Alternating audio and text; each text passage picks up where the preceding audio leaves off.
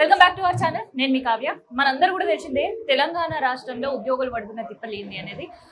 గతంలో మనం చూస్తుంటే ఆర్టీసీ సమ్మె ఎప్పుడు సైరన్ మోగిస్తుందా అని ఒక సీరియస్ కండిషన్స్ కూడా చూసినాం. ఆ తర్వాత ఇప్పటి వరకు పిఆర్సీస్ అని మిగతా ఎన్నో ఇష్యూస్తో ఇబ్బందులు పడుతున్నారు. సో అందుకనే ఉద్యోగ సంఘాలన్నీ కూడా ప్రభుత్వానికి డెడ్ లైన్ విధించారు. జూన్ 2 వరకు కూడా ఆ డెడ్ లైన్ ఉంది. అసలు వాళ్ళ డిమాండ్స్ ఏంటి, వాళ్ళు పడుతున్న ఇబ్బందులు ఏంటి, ఇలాంటి విషయాలను కూడా తెలుసుకుందాం. ఇక ప్రెసెంట్ మనతోటి దేవిప్రసాద్ గారు ఉన్నారు. మనతో సార్ నమస్తే. సార్ ఎందుకు ప్రభుత్వానికి ఒక డెడ్ లైన్ పెట్టే కండిషన్స్ వచ్చాయి?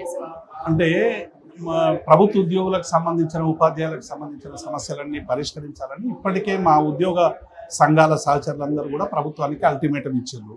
అల్టిమేటం ఇచ్చినాక ప్రభుత్వం దిగి వచ్చి ఒక కమిటీ వేసింది. కమిటీతో వారు చర్చలు చేస్తూ ఉన్నారు. కానీ ఈ కమిటీలన్నీ కూడా కాలయాపనగా మారుతున్నటువంటి నేపథ్యాన్ని మనం చూస్తూ ఉన్నాం.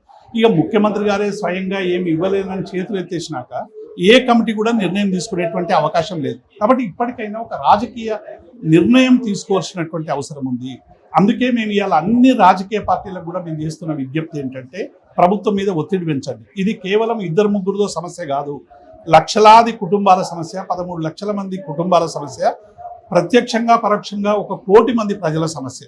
కాబట్టి ఇది మేనిఫెస్టోలో మీరు హామీలు ఇచ్చారు కాబట్టి హామీలు అమలు చేయండి అని మేము విజ్ఞప్తి చేస్తా ఉన్నాం. కానీ ప్రభుత్వం ఏం చేస్తూ ఉంది, ఉద్యోగులకు ప్రజలకు మధ్య యుద్ధం పెట్టేటువంటి ప్రయత్నం చేస్తూ ఉంది.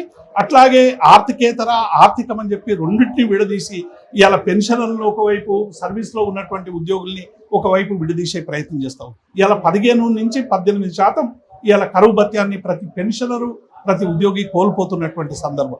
నెలకు 7,000 నుంచి దగ్గర 20,000 వరకు ప్రతి నెల రావాల్సినటువంటి మా సొమ్మంతా కూడా ఇలా ప్రభుత్వం దాచుకుంటున్నటువంటి సందర్భాన్ని చూస్తూ ఉన్నాం. అన్ని రాష్ట్రాల్లో మరి డిఏలు ఇస్తున్నారు, అన్ని రాష్ట్రాల్లో పిఆర్సీలు ఇస్తున్నారు. తెలంగాణలో ఎందుకంటే ముఖ్యమంత్రి చెప్తారు కదా, Telangana growing, Telangana rising, Telangana blooming అని మా రేవంత్ రెడ్డి గారు చెప్తా ఉన్నారు. ఉద్యోగులకు వచ్చే వరకు తెలంగాణ ఫాలింగ్ అనేటువంటి ఒక ద్వంద్వ నీతిని ఇలా ప్రభుత్వం ప్రకటిస్తూ ఉన్నది.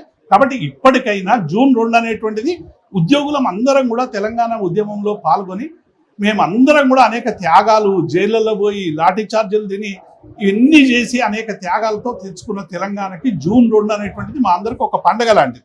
కాబట్టి ఈ జూన్ 2 నాడైనా ముఖ్యమంత్రి గారు ఉద్యోగుల సమస్యలన్నీ పరిష్కరించాలని మేము డిమాండ్ చేస్తా ఉన్నాం.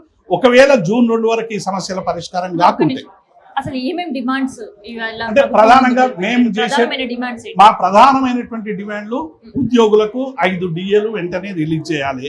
10,000 మంది ఉద్యోగుల పెన్షన్లకు సంబంధించిన జీపీఎఫ్, గ్రాట్యుటీ, కమిటేషన్, తర్వాత వాళ్ళకి సంబంధించినటువంటి రావాల్సినటువంటి డబ్బంతా కూడా దాదాపు 8,000 కోట్ల రూపాయలు ఇప్పుడు ట్రెజరీలలో టోకెన్ నంబర్లు ఇచ్చి ఈ కుబేర్లో ఉన్నాయి. వాటిన్నింటినీ వెంటనే రిలీజ్ చేయాలి.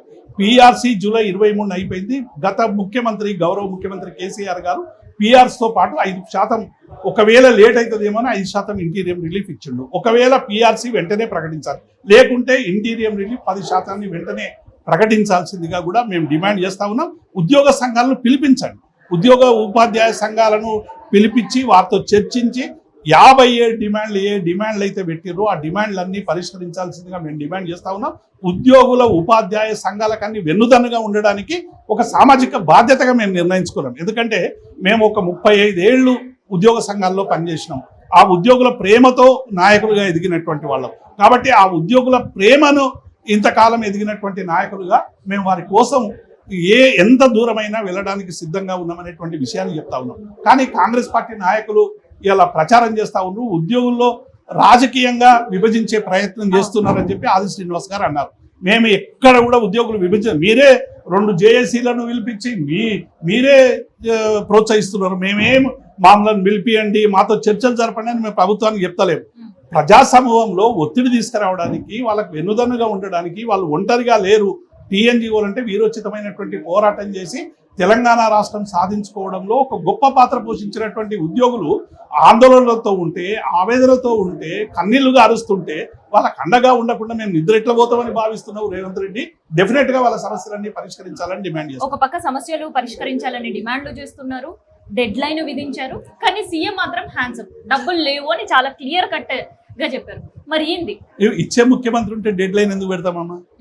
ఈయన ముఖ్యమంత్రి, నేను ఏం చేసుకుంటావో చేసుకోపో అన్నాడు. కాబట్టి ఒక ఒత్తిడి తీసుకురావడం, మేము డెడ్ లైన్ అనేది రెండు నాడు ఇవ్వకుంటే ఏం చేస్తామని మేము ప్రకటించలేదు. మ్మ్. మీరు 2 లోపల ఇవ్వండి. మ్మ్. ఇవ్వకుంటే ఏందనేది మా ఉద్యోగ సంఘాలతో మాట్లాడతాం, మేమందరం కూర్చుంటాం.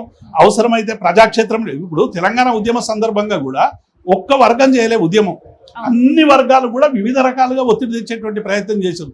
ఒకరు పోరాడుకుంటూ పోయినరు, ఒకరు భావజాల వ్యాప్తి చేసిండ్రు, ఒకరు పాటలు పాడుకుంటూ పోయినరు, జర్నలిస్టులంతా తమ కళానికి పదును పెట్టిండ్రు, కెమెరామెన్లంతా అన్యాయాన్ని చిత్రీకరించి చేశారు. కాబట్టి అన్ని దారులు ఏకమై తెలంగాణ సాధించుకోరు. ఇవాళ కూడా మా టీఎన్జిఓలు, టీజీఓలు, మా ఉపాధ్యాయ సంఘాలు ఒకవైపు నుంచి పోరాటం చేస్తూ ఉన్నాయి, మేము వాళ్ళకు వెనుదనగా ఇంకొక రకమైనటువంటి పోరాటం చేస్తున్నాం. అన్ని కలిసి అవి పరిష్కరించుకొని 13 లక్షల ఉద్యోగుల కన్నీళ్లు కష్టాలు తుడవడానికే మేము నిర్ణయించుకున్నాం.